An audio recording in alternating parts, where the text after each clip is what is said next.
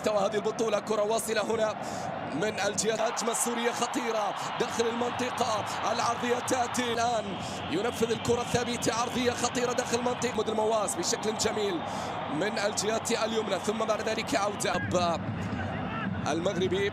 تسديدة تأتي من خارج منطقة الجزاء، كانت نشوف صراع بركاوي. هنا كرة ملعوبة عرضية خطيرة داخل المنطقة بالراس، ما زالت تسديدة. الله على التهديد الأول. بعد ذلك كرة عرضية خطيرة داخل المنطقة بالراس، الله يا الله على عاد باتجاه حارس المرمى. هذا هو المهدي، جزاء محاولة ولكنها أيضا تتخلص من جانب الدفاع، ثم تعود مرة أخرى واصلة هنا من الجهة اليمنى.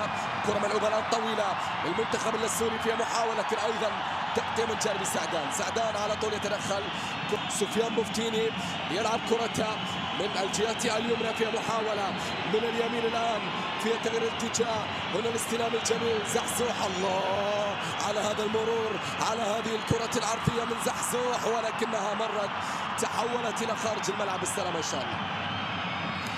محمود الأسود طايح على أرضية الملعب، يسقط الآن مصابا. كل السلام إن شاء الله لمحمود الأسود. بينما أمامنا كريم البركاوي، هذا هو كريم، بينما شوف زحزوح. الله على التغيير، الله على الكرة العرضية. لا اسمع لا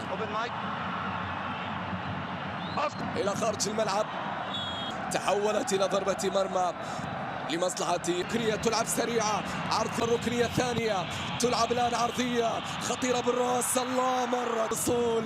هذه كرة عرضية خطيرة بالراس، مر. الله على كرة المعلم، الله على هذا الفن من اليسار. ما زالت العرضية تأتي بالراس في مرمى المنتخب السعودي.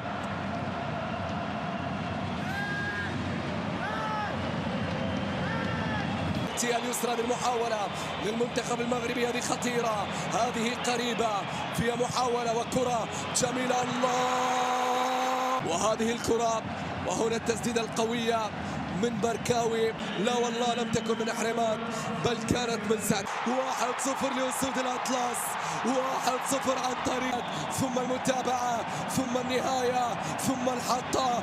إني أرى أسود قادمة، أسود هائجة.